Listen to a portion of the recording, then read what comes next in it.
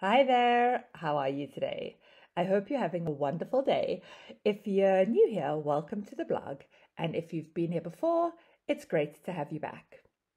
In this video, we're going to talk about the 5 practical steps that you can take to get a higher mark in Advanced Speaking Part 2.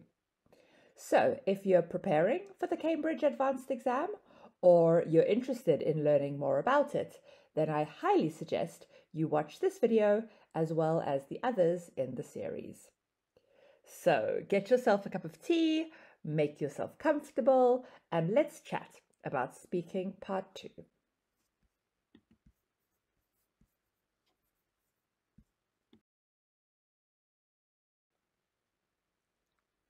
Okay, let's start from the beginning.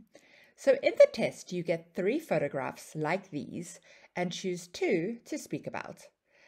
Now, I know what you're probably thinking. I know that when you see pictures, you feel like you should describe them. So you would say, I can see a person dressed in warm winter clothes, wearing ski boots, holding ski poles, and carrying a large rucksack on his back. Am I right? Well, I'm sorry, in this exam, that's wrong. That is not the brief for the Cambridge Advanced. You have 1 minute to compare the 2 photos and answer the questions about them. So in this case, the questions are, how might the people be feeling, or why might they be in these situations? So just 1 minute, that's the time it takes to make a cup of tea. It goes like this. You've got no time for rambling on about the color of his winter hat. You have to get straight to the point. They say you should spend about half the time comparing the pictures and the other half answering the questions. So let's look at an example.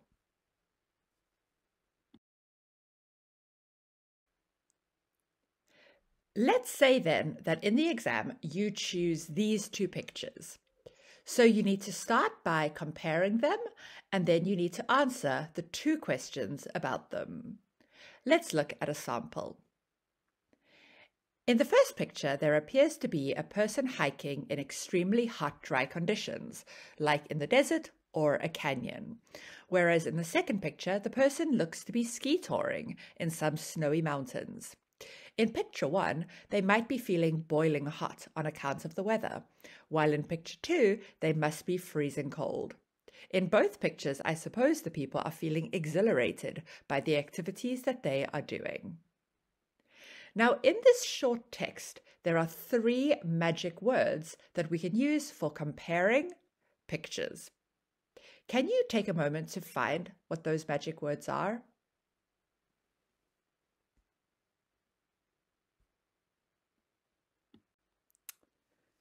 Okay, so how are you doing so far? Did you manage to find the 3 words? Well, they are whereas, while, and both. And you should try to use these 3 words when comparing the images in every speaking part 2 task that you do.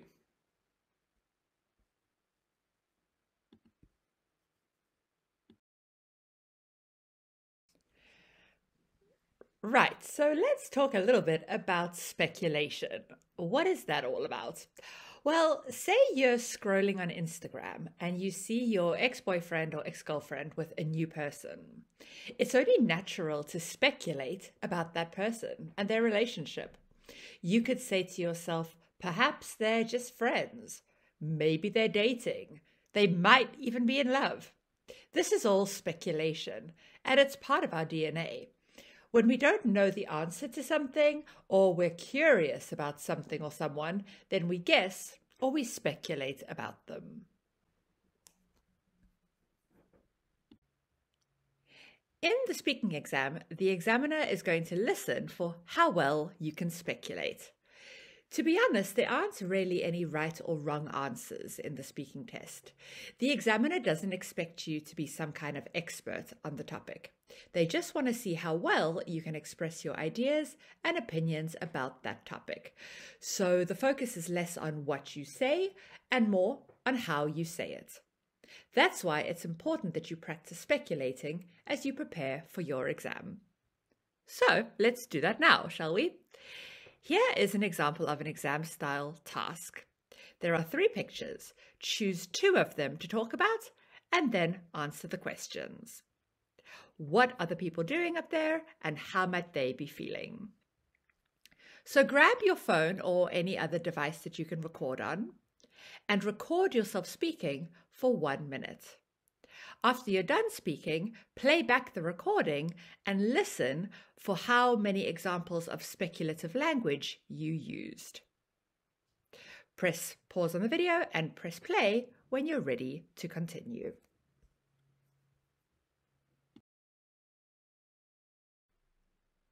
Some of the pictures in the Cambridge exam can be a little weird or a bit unclear, and this one is no exception. To be honest, I have absolutely no idea what that guy is doing up the tree, so it would be natural for me to speculate about him. I could say, he's wearing camouflage, so I'd say he's a hunter. Maybe he's in the army, or perhaps he's just a bit crazy. Let's assume he's a hunter, which means he's probably looking for wild animals. It looks like he's looking down. He might be asleep. It seems like a strange place to relax. So these are just some of the ideas I can come up with. What about you? Can you think of any others? So if you have any thoughts, why not write them down in the comment box below? And it would be a great opportunity for you to try out using speculative language.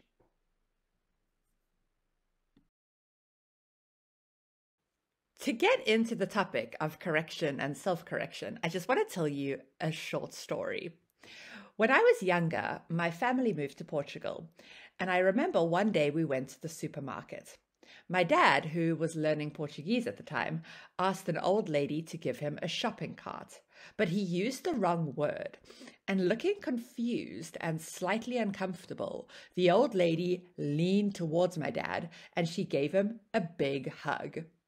So it turns out the word for cart and affection are really similar in Portuguese, and my dad had no idea. He was so embarrassed by his mistake, but we found it hilarious, and to this day, we remember both of those words perfectly. The moral of the story is that it's okay to make mistakes, because sometimes we can learn from them. And actually, native speakers make mistakes all the time, so there's no shame in it. The important thing is that you try to correct the mistakes rather than just ignoring them. While you're practicing for the exam and in the exam itself, listen to what you're saying. And if you hear a mistake, correct it. The thing is, if you can self-correct, then you're going to impress the examiner. So instead of losing marks because of your mistakes, you could end up getting a better one.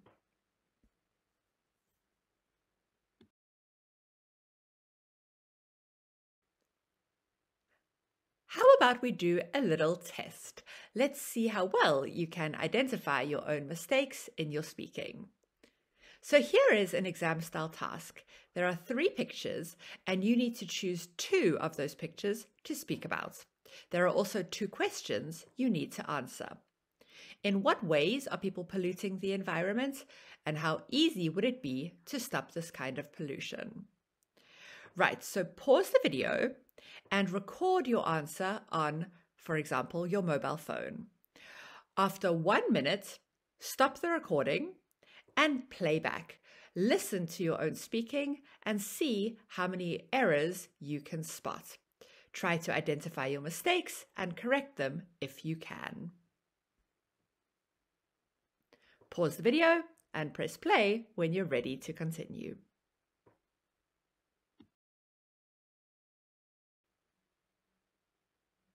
So how easy did you find it to spot your own mistakes?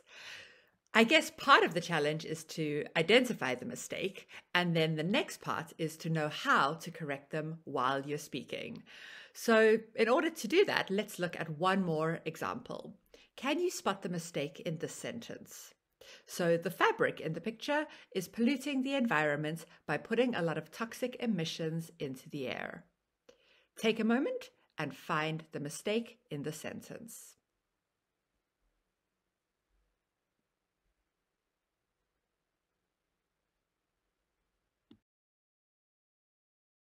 Did you manage to spot the mistake? That's right, the word is factory, not fabric. Fabric is sometimes a mistake people make because of a mother tongue interference or the word that they use in their native language. So you could correct it using an expression like, sorry, I meant to say. So for example, the fabric, I meant to say the factory in the picture is polluting the environment by putting a lot of toxic emissions into the air. Imagine you're this guy. You're in the speaking test and the examiner shows you your 3 pictures and you don't know the words for any of the images on the sheet. Oh my goodness, what do you do? Do you panic? Do you run out of the room? Do you start to cry? Do you pretend to faint? I mean, all of these are options, but none of them are especially good ones. Instead, keep calm and circumlocute. Circumlocution is a seriously useful skill for speaking. It means that when you don't know the exact word for something, then you can still describe it using words you do know.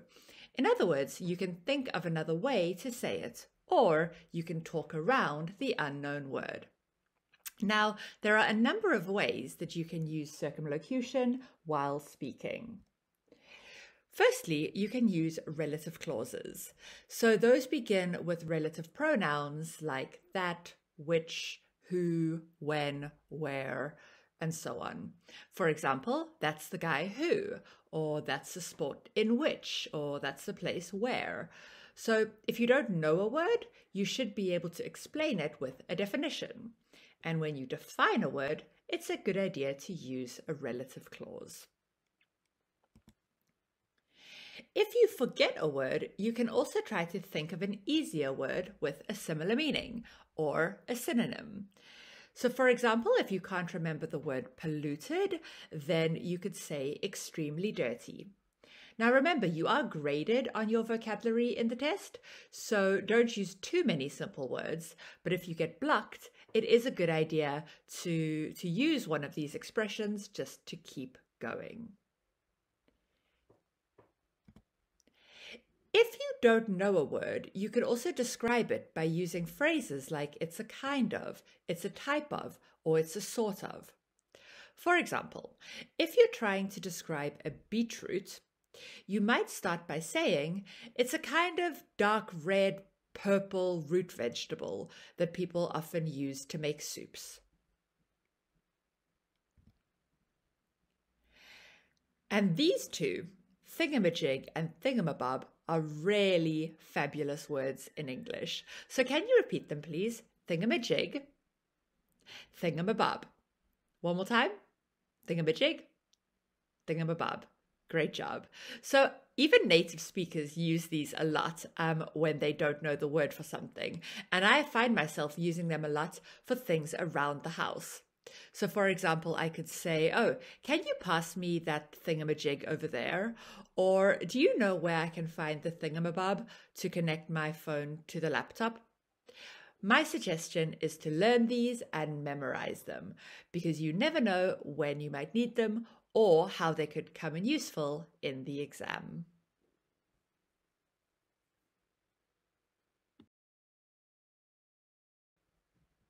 Let's try and find an example of circumlocution. So, in the exam, you could say something like, in this picture, people are destroying the environment by cutting down trees and clearing forests. They're using, it's a kind of vehicle which is used for lifting and moving logs. So can you spot the circumlocution in this text? Take a minute to highlight it.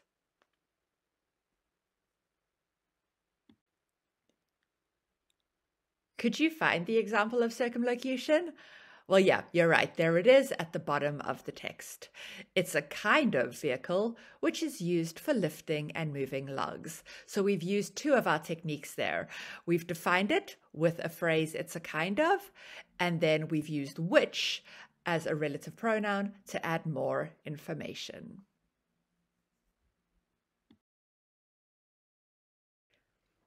Do you know that feeling when you're telling someone a story and they just aren't listening to you?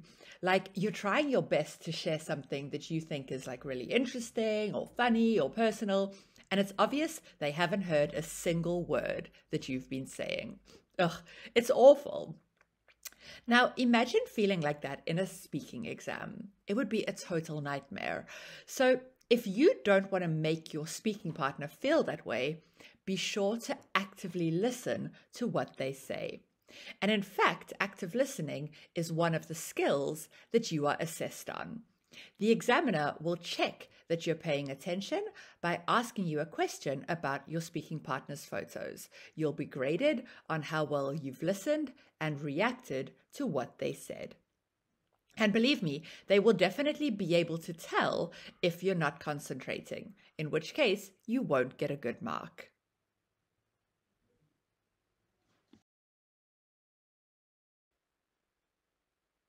Let's take a look at an example response that shows evidence of active listening.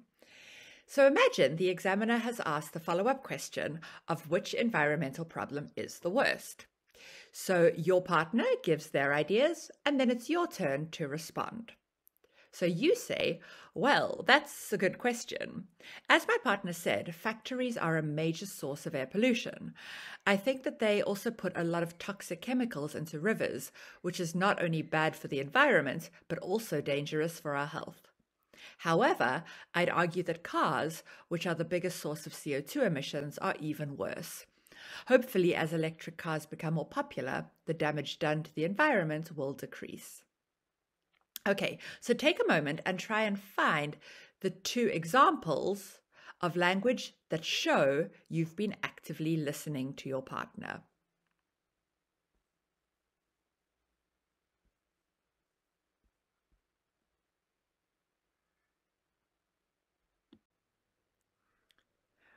Well, did you manage to find the right underlined expressions? So as you can see, it's good to summarize what your speaking partner has said and then give your own opinion. So this sample answer would take about 20 seconds, and that's fine. You can talk up to 30 seconds on your turn. Well, that's going to do it. I hope you're feeling pretty confident about getting a higher mark in speaking part 2. If you do feel like you got something out of this video, please go ahead and click the like button or share the post on your socials. And don't forget to leave your examples of speculative language in the comments section below. We'd love to hear from you. So have a good rest of your day, and I hope I'll be seeing you in the next video.